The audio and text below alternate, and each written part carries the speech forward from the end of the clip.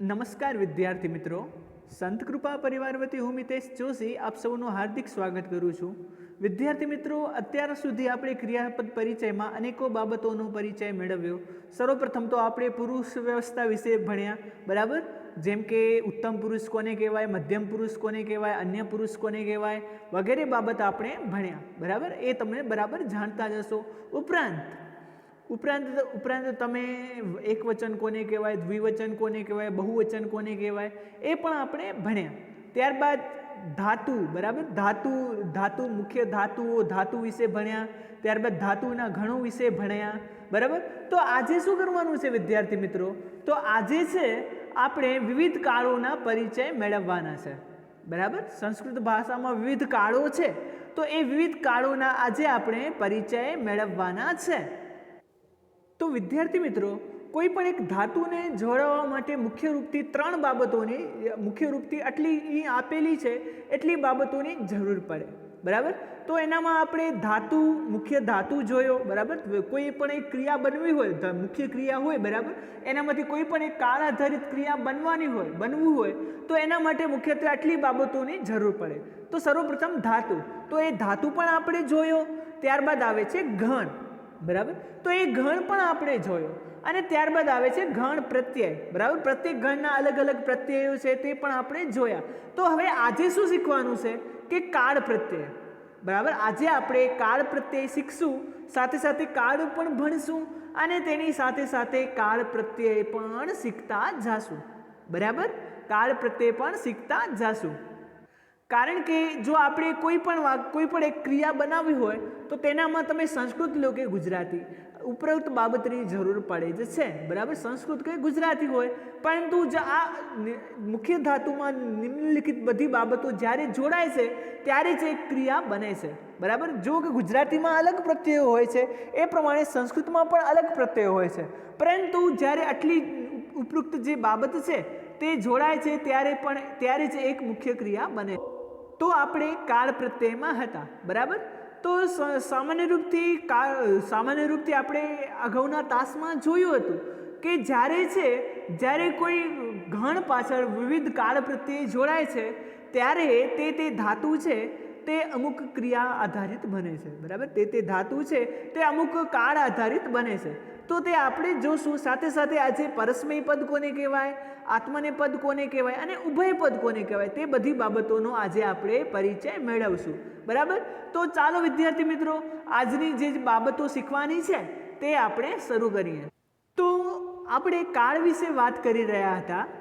તો કે સામાન્ય રૂપથી સંસ્કૃત ભાષામાં કુલ 10 કાળ છે. જેવી રીતે અંગ્રેજી ભાષા છે તો તેનામાં 12 કાળ છે, એવી રીતે સંસ્કૃત ભાષા છે તેનામાં કુલ 10 કાળો માનવામાં આવેલા છે. પરંતુ વર્તમાન સમયે સંસ્કૃત બોલનાર સમુદાય મોટે ભાગે મુખ્યત્વે નીચે લાલ રંગે લખાયેલ 5 જ કાળોનો ઉપયોગ કરે છે, બરાબર? વર્તમાન સમયે મુખ્યત્વે નિમ્નલિખિત જે 5 લાલ અક્ષરે લખાયેલા જે 5 કાળ છે, બરાબર, તેનો જ ઉપયોગ મોટે ભાગે થાય છે, બરાબર?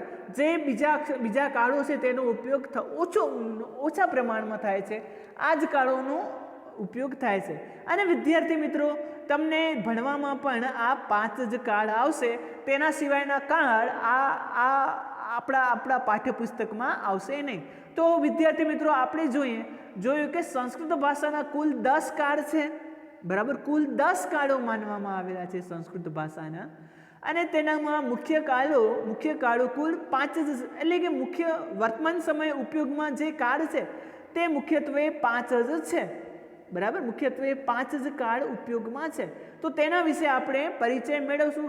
ને જે બીજા જે કાળો છે, જેમ કે લીટ, લૂંટ વગેરે જે કાળો છે તેનો આપણે ટૂંકમાં પરિચય મેળવતા જશું, બરાબર?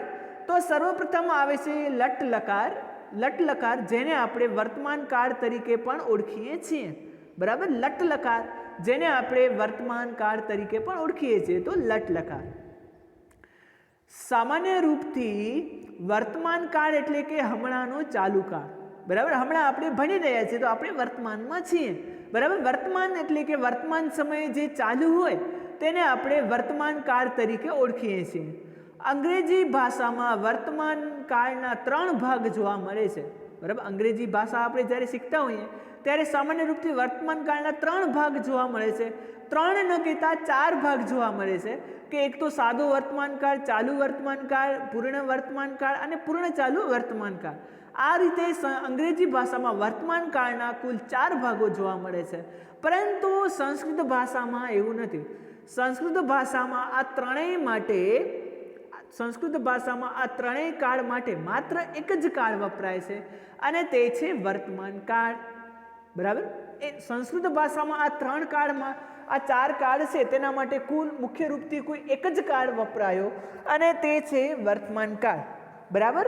આ વર્તમાન કાળ સંસ્કૃત ભાષામાં વપરાય છે. તો આપણે હવે વર્તમાન કાળ એટલે કે શું સમજવું કે વર્તમાન કાળ એટલે કે વર્તમાન સમયની ચાલુ ક્રિયા, બરાબર. જે ક્રિયા હમણાં ચાલુ છે, હમણાં પૂરી થઈ છે કે રોજિંદી રીતે ચાલુ છે, બરાબર. તો એ ક્રિયાને આપણે જો સૂચવવી હોય તો તેને આપણે વર્તમાન કાળમાં મૂકીએ છીએ, બરાબર. જેમ કે તમારી સામે નીચે ઉદાહરણો આપેલા છે કે પહેલાં ઉત્તમ પુરુષના જોઈએ તો કે અહમ ગચ્છામિ, આવામ ગચ્છાવહ અને વયમ ગચ્છામહ, બરાબર. ત્યારબાદ ત્વમ ગચ્છસી, યુવમ ગચ્છતઃ અને યુયમ ગચ્છત. ત્યારબાદ સહ ગચ્છતિ, તૌ ગચ્છતઃ અને તે ગચ્છન્તિ, બરાબર. આ બધા એના ઉદાહરણો છે. હવે એક બાબત અહીં જોજો કે ઉત્તમ પુરુષમાં હંમેશા અહમ, આવામ ને વયમ આવશે, બરાબર. ઉત્તમ પુરુષમાં હંમેશા એકવચનમાં અહમ, દ્વિવચનમાં આવામ અને બહુવચનમાં વયમ આવશે.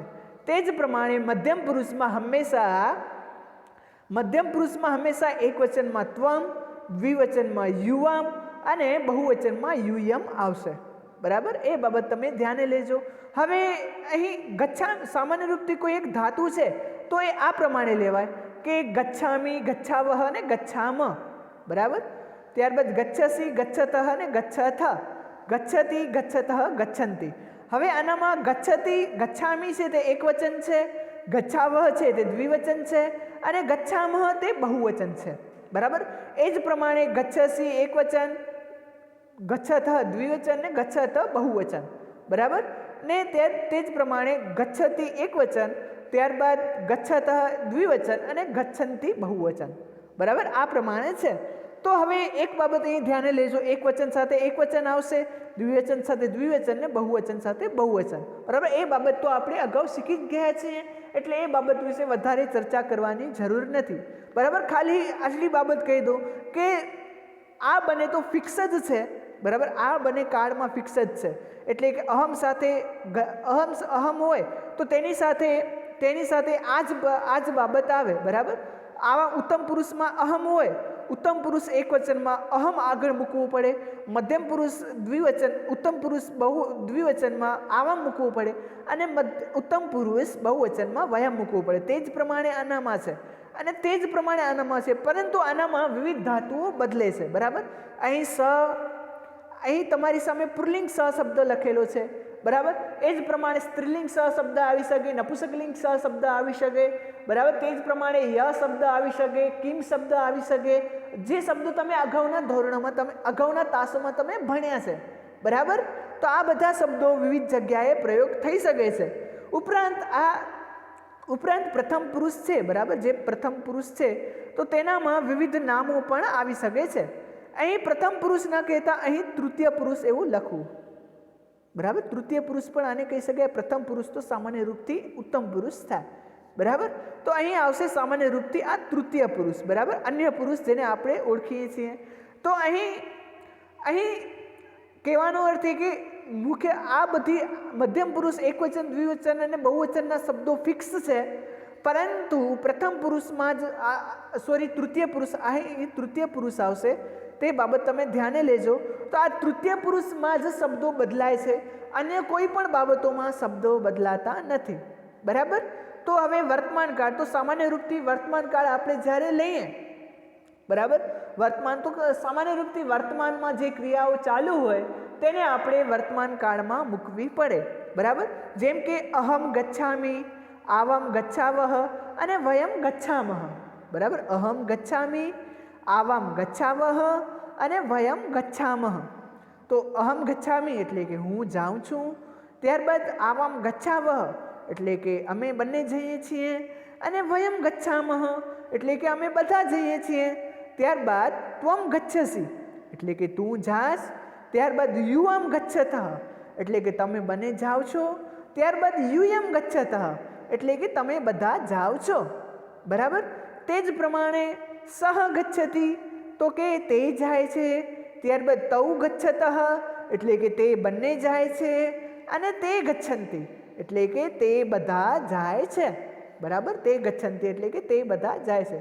અહીં તૃતીય પુરુષ અન્ય પુરુષ આવશે. બરાબર. તૃતીય પુરુષ અન્ય પુરુષ આવશે અહીં. તો એ બાબત અહીં તમે ધ્યાને લેજો કે તૃતીય પુરુષમાં કોઈ નામ પણ આવી શકે. ત્યારબાદ વિવિધ સર્વનામી શબ્દો પણ આવી શકે. બરાબર. પણ આ બાબત અહીં ફિક્સ છે. એ બાબત તમે ધ્યાને લેજો. મધ્યમ પુરુષ અને ઉત્તમ પુરુષની બાબતો ફિક્સ જ છે. વિદ્યાર્થી મિત્રો, હવે ઉત્તમ પુરુષના થોડા ઘણા ઉદાહરણો પણ જોઈએ. આ વર્તમાન કાળના થોડા ઘણા ઉદાહરણો પણ જોઈએ. બરાબર. ટૂંકમાં વર્તમાન કાળ વિશે તમને એટલું સમજવાનું છે કે વર્તમાન સમયે જે ક્રિયા ચાલુ હોય તે ક્રિયાને આપણે વર્તમાન કાળમાં મૂકવી પડે છે. બરાબર. વર્તમાન સમયે જે ક્રિયા ચાલુ હોય તે ક્રિયાને આપણે વર્તમાનમાં મૂકવી પડે છે. અંગ્રેજી ભાષામાં વર્તમાન કાળ માટે કુલ 3 કાળો પ્રયોજાય છે. બરાબર. 4 કાળો પ્રયોજાય છે. એક તો ચાલુ વર્તમાન કાળ, બીજો પૂર્ણ વર્તમાન કાળ અને ત્રીજો સાદો વર્તમાન કાળ અને બીજો પૂર્ણ ચાલુ વર્તમાન કાળ. આ 4 પ્રકારના કાળો અંગ્રેજી ભાષામાં વર્તમાન કાળ માટે પ્રયોજાય છે. પરંતુ સંસ્કૃત ભાષામાં તેવું નથી. બરાબર. સંસ્કૃત ભાષામાં માત્ર ને માત્ર વર્તમાન કાળ માટે નિમ્નલિખિત એક જ કાળ પ્રયોજાય છે. બરાબર. આ એક જ કાળ વર્તમાન કાળ માટે સંસ્કૃત ભાષામાં પ્રયોજાય છે. ત્યારબાદ આપણે તેના ઉદાહરણો જોઈએ. તો કે અહમ ગૃહ કાર્યમ કૃત્વા ક્રીડાંગણે આગચ્છામિ એટલે કે હું, અહમ એટલે કે હું, ગૃહ કાર્યમ બરાબર ઘરકામ, ત્યારબાદ કૃત્વા એટલે કે કરીને, ક્રીડાંગણે એટલે કે મેદાનમાં, ત્યારબાદ આવું છું. બરાબર. આવું છું. બરાબર. હું ઘરકામ કરીને મેદાનમાં આવું છું. બરાબર. હું દરરોજ ઘરકામ કરીને મેદાનમાં આવું છું. બરાબર. તો અહીં અહમ સાથે આ ગચ્છામી છે. બરાબર. એટલે કે આ ગચ્છામી છે એ બાબત તમે ધ્યાને લેજો. ત્યારબાદ વયમ પ્રતિદિનમ ભ્રમણભાસમ પશ્યામહ એટલે કે અમે, વયમ એટલે કે અમે બધા. બરાબર. વયમ એટલે કે અમે. ત્યારબાદ પ્રતિદિનમ એટલે કે દરરોજ. ત્યારબાદ ભ્રમણભાસમ એટલે કે મોબાઈલ. ને ત્યારબાદ પશ્યામહ એટલે કે જોઈએ છીએ. બરાબર. અમે દરરોજ મોબાઈલને જોઈએ છીએ. બરાબર. અમે દરરોજ મોબાઈલને જોઈએ છીએ. તો આ બાબત આ પ્રમાણે થાય. બરાબર. અહીં વયમ સાથે પશ્યાવહ એટલે કે આ સામાન્ય રૂપથી દ્રક્ષ ધાતુનો બહુવચન છે. એ બાબત તમે ધ્યાને લેજો. ત્યારબાદ ત્વમ તવ કાર્યમ શીઘ્રમ કરોષિ. અહીં સામાન્ય રૂપથી ત્વમ તવ કાર્યમ શીઘ્રમ કરોષિ તો તું તારા કામને ઝડપથી કરે છે. બરાબર. તું તારા કામને ઝડપથી કરે છે. તો ત્વમ એટલે કે તું, તવ એટલે કે તારા, ત્યારબાદ કાર્યમ એટલે કે કામને, શીઘ્રમ એટલે કે ઝડપે અને કરોષિ એટલે કે કરે છે. બરાબર. કરોષિ એટલે કે કરે છે એટલે કે તું તારા કામને ઝડપથી કરે છે. બરાબર. એ બાબત અહીં સૂચવે છે. તું તારા કામને ઝડપથી કરે છે. અહીં મધ્યમ પુરુષ ત્વમ એટલે કે તું, તો તું એ મધ્યમ પુરુષમાં થયો. તેથી તેની સામે મધ્યમ પુરુષનો શબ્દ છે કરોષિ. બરાબર. તેથી તેની સામે મધ્યમ પુરુષનો શબ્દ છે કરોષિ. ત્યારબાદ સહ આપણમ ગચ્છતિ. બરાબર. અહીં સહ, બરાબર, સહ છે તો સામે તમારી સામે સામાન્ય રૂપથી સહ એટલે કે તૃતીય પુરુષ. બરાબર. અન્ય પુરુષ. બરાબર. સહ એટલે કે તૃતીય પુરુષ, અન્ય પુરુષ. તો અહીં સહ આપણમ ગચ્છતિ એટલે કે તે દુકાનમાં જાય છે. બરાબર. તે દુકાનમાં જાય છે. તો હવે અહીં સામાન્ય રૂપથી અન્ય પુરુષમાં આવે સ, તે. બરાબર. તે જાય છે. તો અહીં તેના વિશે તો હું કોઈ એક પુરુષને કોઈ ત્રીજા પુરુષ વિશે વાત કરી રહ્યો છું. એટલે કે હું કહું છું, બીજા કોઈ પુરુષને કહું છું કે તે જઈ રહ્યો છે. તો એના માટે આપણે કહીએ છીએ કે સહ આપણમ ગચ્છતિ એટલે કે તે દુકાનમાં જાય છે. બરાબર. એટલી બાબત તમે સમજ્યા, બરાબર. ત્યારબાદ મેં અગાઉ પણ કહ્યું કે અન્ય પુરુષમાં કોઈ નામો પણ આવી શકે છે, બરાબર.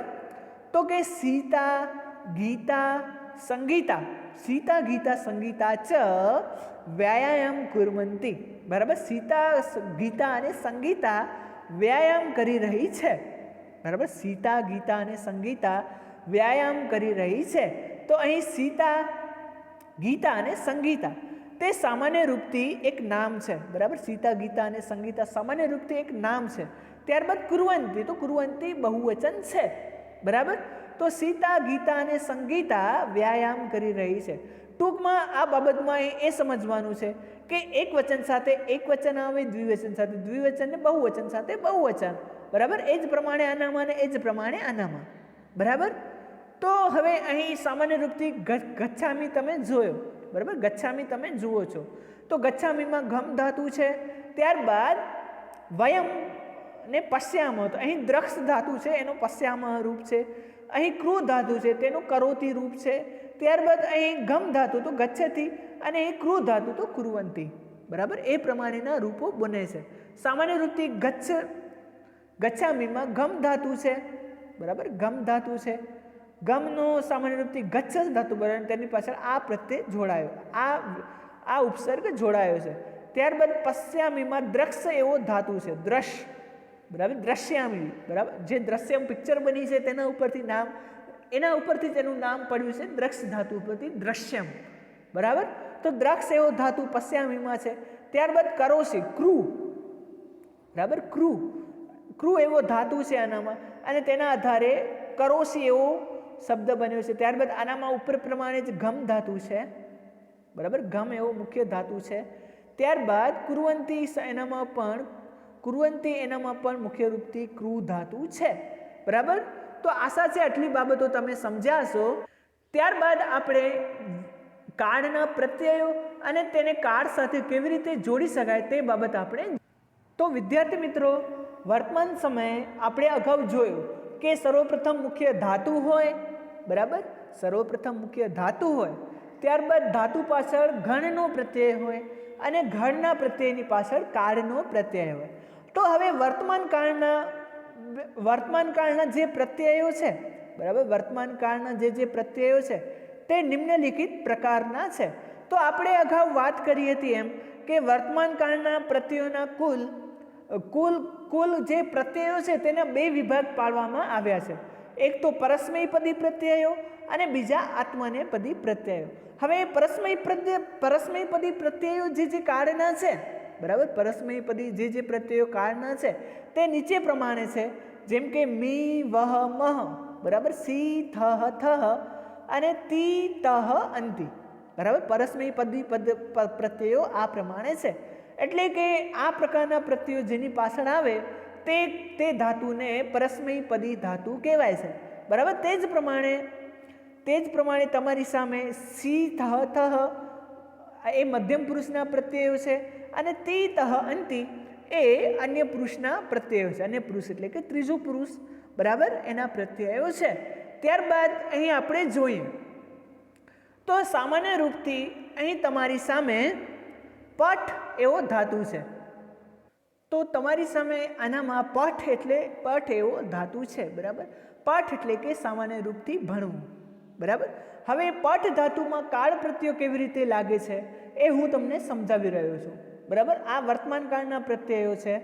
આ નિમ્નલિખિત જે છે તે વર્તમાન કાળના પ્રત્યયો છે, બરાબર. ઉપરોક્ત જે વર્તમાન કાળ પરસ્મયપદી પ્રત્યયો છે, બરાબર. પરસ્મયપદી પ્રત્યયો અને આત્મનેપદી પ્રત્યયો એવા બે વિભાગ પ્રત્યયોના પાડવામાં આવ્યા છે. તો પઠ એવો ધાતુ આવ્યો, બરાબર. તો તેનામાં ગણ પ્રત્યય લાગ્યો. સર્વપ્રથમ તમને ગણ પ્રત્યય લાગ્યો. પઠ એવા ધાતુમાં તમને કોઈ એક ગણ પ્રત્યય લાગ્યો. કેવો ગણ પ્રત્યય? તો કે અ એવો ગણ પ્રત્યય પઠ ધાતુમાં લાગ્યો, બરાબર. પઠ ધાતુમાં અ ગણ પ્રત્યય લાગ્યો તો પઠ એવો પૂર્ણ શબ્દ બન્યો. ત્યારબાદ તેના આધારે તી એવો કાળનો પ્રત્યય લાગ્યો. જેમ કે તમને અહીં તી એવો કાળનો પ્રત્યય આપેલો છે તો તેથી શબ્દ બન્યો તી, બરાબર. તેથી શબ્દ બન્યો પઠતી, બરાબર. આ પ્રમાણે, બરાબર, પઠ ધાતુ, તેની પાછળ અ પ્રત્યય કાળનું લાગ્યું, પ્રથમ ગણનો અ પ્રત્યય લાગ્યો, બરાબર, એટલે કે આ પ્રથમ ગણનો ધાતુ થયો. ત્યારબાદ તી એવો કાળ પ્રત્યય લાગ્યો, બરાબર. તેથી તી કાળ પ્રત્યય વર્તમાન કાળ અન્ય પુરુષ એક વચનમાં આવે છે. તેથી આનાથી મુખ્ય શબ્દ બન્યો પઠતી, બરાબર. પઠતી એવો શબ્દ બન્યો. એટલે કે આ બાબત છે, બરાબર. આ જે પઠતી શબ્દ છે તે એક તો એના આધારે ઓળખી શકીએ કે તી પ્રત્યયને કારણે તે વર્તમાન કાળમાં છે, બરાબર. અપ્રત્યયને કારણે તે પ્રથમ ગણમાં છે અને પઠ એવો એનો મુખ્ય ધાતુ છે, બરાબર. આ પઠને કારણે આપણે ઓળખી શક્યા કે આ પ્રથમ ગણમાં છે, બરાબર. પ્રથમ ગણ આ સામાન્ય પઠ એવો એની મુખ્ય ધાતુ છે, બરાબર. ત્યારબાદ અપ્રત્યયને કારણે આપણે ઓળખી શક્યા કે આ ધાતુ છે તે પ્રથમ ગણમાં છે, બરાબર. કારણ આપણે ગણ આધારિત બાબતો તો આપણે અગાઉ ચર્ચા કરી જ છે. ત્યારબાદ તે આધારે આપણે ઓળખી શક્યા કે આ છે તે વર્તમાન કાળમાં છે અને ઉપરાંત તે વર્તમાન કાળ એક વચનમાં છે. કારણ કે વર્તમાન કાળ એક વચનનો પ્રત્યય છે તે તી છે, બરાબર. વર્તમાન કાળ એક વચનનો જે પ્રત્યય છે તે તી છે, બરાબર. ત્યારબાદ આપણે આગળ જોઈએ તો એ જ પ્રમાણે આનામાં પણ પઠતઃ, બરાબર. તે જ પ્રમાણે આનામાં પણ પઠંતી, બરાબર. પઠ પ્લસ અંતિ, બરાબર. પઠ એવું બન્યો. ત્યારબાદ બરાબર, એવું જોડાણો અને ત્યારબાદ અંતિ. આ બને ભળી ગયા એટલે કે બને શબ્દ બન્યો પઠંતી, બરાબર. એ પ્રમાણે પઠંતી શબ્દ બન્યો. ત્યારબાદ સી પ્રત્યય લાગ્યો તો પઠસી, ત્યારબાદ થી તો પઠતઃ અને ત્યારબાદ પઠથ, બરાબર. થ પ્રત્યય લાગ્યો તો પઠથ. એ જ પ્રમાણે મી પ્રત્યય લાગ્યો તો પઠામી. હવે અહીં એક બાબત તમે ધ્યાને લેજો, એક બાબત તમને ધ્યાને લેવાની અગત્યની છે કે જ્યારે ઉત્તમ પુરુષમાં આવે, બરાબર, જ્યારે ઉત્તમ પુરુષમાં તમે કોઈ પણ પ્રત્યય પ્રયોજો છો, બરાબર, તો ત્યારે તમે આગળ પરસ્મય પદીમાં જો તમે કોઈ પણ પ્રત્યય તમે પ્રયોજો છો તો તેની આગળ છે તે આગળનો શબ્દ છે તેની આગળ તમે આકારાંત કરવો પડે, બરાબર. એક બાબત તમે ધ્યાને લેજો, જ્યારે તમે પરસ્મય પદી પ્રત્યે વર્તમાન કાળમાં પરસ્મય પદી પ્રત્યે મી લગાવતા હોય ત્યારે તેમને આગળનો જે ધાતુ છે તેને આકારાંત કરવો પડે. જો એ પ્રમાણે જે પ્રમાણે અહીં પઠામી એવો શબ્દ બન્યો છે, તો અહીં કહેવા શું માંગુ છું કે જ્યારે તમે મધ્યમ અને ઉત્તમ પુરુષમાં જ્યારે તમે લેતા હોય, બરાબર, પઠ ધાતુ કોઈ પણ ધાતુ છે વર્તમાન કાળમાં ઉત્તમ પુરુષમાં લેતા હોવો છો ત્યારે તેનામાં આગળનો જે પ્રત્યય છે, બરાબર, જે અપ્રત્યય પ્રથમ ગણનો છે તેને આપણે આમાં ઢાળવો પડે છે, બરાબર. અને આ બનાવવું પડે છે, જેથી અહીં પઠ ધાતુનો પઠામી બન્યો. ત્યારબાદ એ જ પ્રમાણે ઉત્તમ પુરુષમાં દ્વિવચનમાં વ પ્રત્યય છે તો કે પઠાવહ, ત્યારબાદ મ પ્રત્યય છે તો કે પઠામહ, બરાબર. એ જ પ્રમાણે આગળ પણ આત્મનેપદી છે. તો નિમ્નલિખિત ઉપરોક્ત આપણે જોયા તો આ પરસ્મય પદી પ્રત્યયો છે, જ્યારે નિમ્નલિખિત આત્મનેપદી પ્રત્યયો છે, બરાબર. તો અહીં આત્મનેપદી પ્રત્યયો તી ઇતે અંતે, સે ઇથે ધ્વે અને ઈ વહે મહે, બરાબર. આ આત્મનેપદી પ્રત્યયો છે. તો હવે આ પ્રત્યયો જેની પાછળ લાગ્યા, બરાબર, તે સામાન્ય રૂપથી વર્તમાન કાળ આત્મનેપદી ધાતુ કહેવાય. તો તમારી સામે અહીં મુખ્ય શબ્દ છે લભતે, બરાબર. લભતે એવો શબ્દ છે. તો હવે તમારી સામે લભ ધાતુ આવ્યો છે, બરાબર. લભ એવો ધાતુ આવ્યો છે, જે અહીં નામ આપેલું છે, જેનું પ્રથમ પદ અને તે ધાતુને આત્મનેપદી ધાતુ તરીકે ઓળખાય છે, બરાબર. તે ધાતુને આત્મનેપદી ધાતુ તરીકે ઓળખાય છે. તો તે ધાતુ સાથે આપણને આત્મનેપદી પ્રત્યયો જોડવા પડશે, બરાબર. તો આત્મનેપદી પ્રત્યયો કયા છે તો કે તે ઇતે અંતે, સે ઇથે ધ્વે અને ઈ વહે મહે. હવે આ પ્રત્યયો છે, બરાબર, આ પ્રત્યયો છે તે જેની પાછળ આવે તેને આપણે શું સમજવાનું તો કે તેને આપણે વર્તમાન કાળ આત્મનેપદી ધાતુની ક્રિયા સમજવાની, બરાબર. વર્તમાન કાળ આત્મનેપદી ધાતુની ક્રિયા સમજવાની. હવે અહીં તમારી સામે લભ, બરાબર, લભ એવો ધાતુ છે, બરાબર. લભ એવો ધાતુ અહીં છે. હવે લભ તો સર્વપ્રથમ આપણે જોવાનું કે પ્રથમ ગણનો કાળ પ્રત્યય કયો તો કે પ્રથમ ગણનો કાળ પ્રત્યય છે અ, બરાબર. પ્રથમ ગણનો કાળ પ્રત્યય છે એ, એટલે કે મુખ્ય શબ્દ બન્યો લભ. ત્યારબાદ તેની પાછળ પ્રથમ ગણનો જે પ્રત્યય છે તે અ, ત્યારબાદ તેની પાછળ આત્મનેપદી એક વચનનો પ્રત્યય લાગ્યો એ, તે લાગ્યું, બરાબર. તો તેથી શબ્દ બન્યો લભતે, બરાબર, તેથી શબ્દ બન્યો લભતે. તો એ કહેવા શું માંગુ છું કે ટૂંકમાં કાર્ડ પ્રત્યયો છે, નિમ્નલિખિત કાર્ડ પ્રત્યયો છે, તે આ પ્રમાણે વિવિધ ધાતુઓ પાછળ જોડાય છે. બરાબર, તે અંતે, સે ઇથે દ્વે અને ઈ વહે મહે, આ પ્રમાણે વિવિધ ધાતુ પાછળ જોડાય છે અને તે આધારે તે ધાતુની ક્રિયા બને છે. બરાબર, જેમ કે લભતે, તો લભતે તે પ્રત્યય એક વચનમાં છે. બરાબર, તે પ્રત્યય એક વચનમાં છે, તેથી લભતે બન્યો. ઇતે દ્વિવચનમાં છે, તો તેથી લભેતે બન્યો. અને અંતે તો લભંતે. બરાબર, તે જ પ્રમાણે લભસે તો લભસે પ્રત્યય તો લભસે, ત્યારબાદ ઇથે તો લભેતે, ત્યારબાદ દ્વે તો લભદ્વે, ત્યારબાદ ઈ તો લભે, ત્યારબાદ વહે તો અહીં પણ આ ઉમેરાશે. એક બાબત ટૂંકમાં ધ્યાને લેજો કે જ્યારે ઉત્તમ પુરુષ આવે ત્યારે આ પ્રત્યય મોટે ભાગે પ્રયોગ થાય છે. બરાબર, અનો આ થઈ જાય છે, જે ગણનો પ્રત્યય છે. બરાબર, જે ભવાદી ગણનો અપ્રત્યય છે તો તેનો આ થઈ જાય છે. બરાબર, ઉપરાંત કોઈ પણ ધાતુમાં આપણે જ્યારે ઉત્તમ પુરુષ પ્રયોજીએ ત્યારે તેનામાં જો આગળ સ્વર ન હોય તો આપણે આ ઉમેરવો પડશે. બરાબર, સ્વર જો ન હોય તો તેનામાં આપણે આ ઉમેરવો જ પડશે. તો અહીં ઈનો સામાન્ય રૂપથી એ થઈ ગયો. બરાબર, ત્યારબાદ વહે તો લભા વહે ને લભા વહે. ટૂંકમાં આ જે પ્રત્યયો છે તે કાળ પાછળ જોડાય છે અને તે ધાતુઓને વિવિધ કાળના બનાવે છે. બરાબર, વિવિધ કાળના બનાવે છે. ઉપરાંત અહીં આપણે પ્રથમ ગણનો ધાતુ જોયો, ત્યારબાદ આપણે દ્વિતીય ગણના, ત્યારબાદ આપણે ચતુર્થ ગણનો જે આપણે ભણવામાં આવે છે એ ધાતુ જોઈએ. તો વિદ્યાર્થી મિત્રો, અહીં પણ તમને વિવિધ કાળ પ્રત્યયો જુઓ. બરાબર, અહીં પણ બીજો કાળ પ્રત્યય છે. હવે ચોથો ગણ આવ્યો આપણે, તો ચોથા ગણનો કાળ પ્રત્યય કેવો છે તો કે સામાન્ય રૂપથી ચોથા ગણનો કાળ પ્રત્યય છે ય. બરાબર, જે અહીં લખ્યો છે. તો તેથી હવે અહીં નૃત્ય એવો શબ્દ બન્યો. બરાબર, ચોથા ગણના કાળ પ્રત્યય આધારે અહીં નૃત્ય એવો શબ્દ બન્યો. ત્યારબાદ તેને વર્તમાનકાળ એક વચનનો પ્રત્યય લગાડીએ તો કે તી. બરાબર, વર્તમાનકાળ એક વચનનો પ્રત્યય લગાડીએ તી, તો તેથી તે નૃત્યથી એવો શબ્દ બન્યો.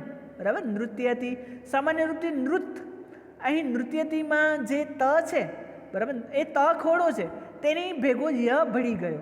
બરાબર, ત એક ખોડો છે તો તેની ભેગો ય ભળી ગયો, તેથી શબ્દ બન્યો નૃત્ય અને પાછળ તેને કાળ પ્રત્યય લાગ્યો તી. બરાબર, તેથી તે બન્યો શબ્દ નૃત્યથી. બરાબર, નૃત્યથી એવો શબ્દ બન્યો. બરાબર, તો આશા છે આ બાબત તમને સમજાઈ હશે. ત્યારબાદ જે આ તહ અંતિ, બરાબર, સી થ વગેરે, મી વહ મહ, આ પ્રત્યયો પણ તમને વિવિધ જગ્યાએ લાગેલા છે, તે તમે જુઓ. બરાબર, તે તમે અહીં જોઈ શકો છો. તો સી પ્રત્યે નૃત્ય સીમાં લાગ્યો, ત્યારબાદ મી પ્રત્યે નૃત્યામીમાં લાગ્યો.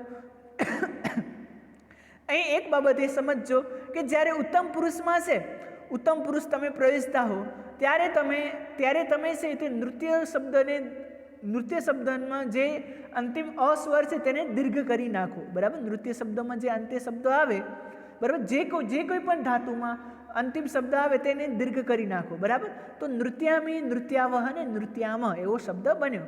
એ જ પ્રમાણે તે જ પ્રમાણે એક ઉદાહરણ લઈએ તો સામાન્ય રૂપથી તમારી સામે આવ્યો છે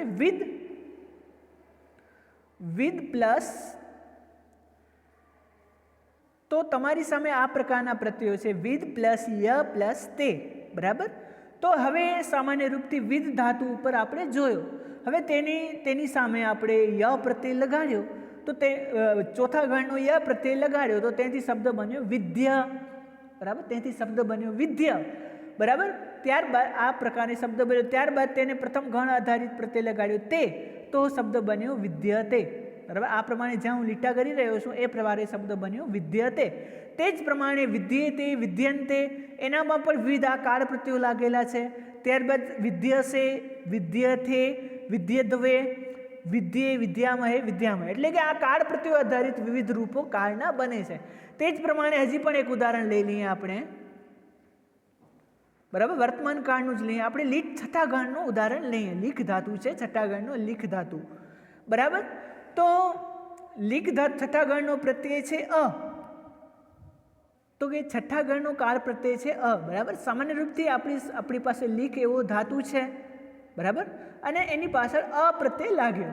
હવે લીક ધાતુ છે તે પરસ્મયપદી ધાતુ છે, બરાબર. લીક ધાતુ છે તે પરસ્મયપદી ધાતુ છે, તેથી તેને પરસ્મયપદી પ્રત્યયો લગાડવા પડશે. તો સામાન્ય રૂપથી આપણે એક વચન બનાવીએ લીખતી, બરાબર. લીખતી એવો એક વચન બનાવીએ તો હવે એનો શબ્દ તી એવો કાળ પ્રત્યય લગાવીએ તો તેનો શબ્દ બનશે લીખતી, બરાબર. લીખતી એવો શબ્દ બનશે, લીખ પ્લસ અ પ્લસ તી, બરાબર. તો આ પ્રકારે કાળ પ્રત્યય લાગ્યો તેના આધારે આ શબ્દ બન્યો લીખતી, બરાબર. લીખતી એવો શબ્દ બન્યો, બરાબર. એ જ પ્રમાણે ત લાગ્યો તો લીખતઃ બન્યો, એ જ પ્રમાણે અંતિ લાગ્યો તો લીખંતી બન્યો, એ જ પ્રમાણે સી લીખસી, લીખતઃ લીખત. ઉપરાંત ઉત્તમ પુરુષમાં આપણે વાત કરીએ એમ કે ઉત્તમ પુરુષમાં આ ઉમેરવું પડે તો લીખામી, બરાબર. મી તો લીખામી, ત્યારબાદ લીખાવહ અને લીખામ, બરાબર. એ જ પ્રમાણે આગળ જોઈએ તો કે તે મિલ એવો ધાતુ છે તમારી, તો મિલ એવો ધાતુ છે તમારી સામે આ પ્રમાણે, બરાબર. તો અહીંયા આપણે લખ્યું છે કે મિલ ધાતુ અને તેના ઉપર છઠ્ઠા ગણનો અપ્રત્યય આપણે લગાવ્યો, બરાબર. છઠ્ઠા ગણનો અપ્રત્યય આપણે લગાવ્યો એટલે શબ્દ બન્યો મિલ. ત્યારબાદ મિલ ધાતુ તે આત્મનેપદી ધાતુ છે, બરાબર. તેથી આપણે તેને આત્મનેપદી પ્રત્યય લગાડવા પડશે તો કે તે, બરાબર. તે, તો અહીં આ તે પ્રત્યય લગાડ્યો તેથી શબ્દ બન્યો મિલ તે, બરાબર. તે જ પ્રમાણે આપણે ઇતે પ્રત્યય લગાડ્યો તો મિલે તે, ત્યારબાદ અંતે પ્રત્યય લગાડ્યો તો મિલંતે, બરાબર. ત્યારબાદ સે તો મિલસે, મિલે થે, ત્યારબાદ મિલત વે, બરાબર. મિલે, ત્યારબાદ મિલાવહે અને મિલામહે, એ પ્રમાણે શબ્દો બને છે. ત્યારબાદ અંતે એક વર્તમાન કાળનું અંતે એક છેલ્લું જોઈ લઈએ તો કે મી વહમાં વગેરે કાળ પ્રત્યયો છે તમારી સામે, અને તમારી સામે ધાતુ છે કથ. હવે એ કથ ધાતુ વિશે એક બાબત તમે ધ્યાને લેજો કે આપણે કુળ પ્રત્યયોના કુલ 3 પ્રકારો કર્યા હતા. પરસ્મયપદી પ્રત્યયો, બરાબર. પરસ્મયપદી પ્રત્યયો તો નિમ્નલિખિત પ્રકાર, અમુક ધાતુઓ એવા હોય છે કે જે માત્ર પરસ્મયપદી પ્રત્યયોને જ લે છે, બરાબર. જેમ કે આપણે વદ જોયું, બરાબર. તો તે પરસ્મયપદી પ્રત્યયો લે છે, તો તેથી તેને આપણે પરસ્મયપદી ધાતુ કહીએ છીએ. ત્યારબાદ અમુક પ્રત્યયો એવા હોય છે કે જે માત્ર ને માત્ર આત્મનેપદી પ્રત્યયો લે છે નિમ્નલિખિત પ્રમાણે, તો એ ધાતુઓને આપણે આત્મનેપદી પ્રત્યયો કહીએ છીએ, બરાબર. ઉપરાંત અમુક ધાતુઓ એવા હોય છે કે જે બંને પ્રકારના પ્રત્યયોથી બની શકે છે, તો તે ધાતુઓને આપણે ઉભયપદી ધાતુ તરીકે ઓળખીએ છીએ, બરાબર. તે ધાતુને આપણે ઉભયપદી ધાતુ તરીકે ઓળખીએ છીએ. જે તે આ પ્રમાણે છે કે મિલતે, મિલેતે, મિલંતે વગેરે ઉભયપદી ધાતુ તરીકે ઓળખીએ છીએ. હવે આ કથ ધાતુ છે, બરાબર. અહીં તમારી સામે કથ ધાતુ છે, બરાબર. તો આ જે કથ ધાતુ છે, કથ ધાતુ તે ઉભયપદી છે.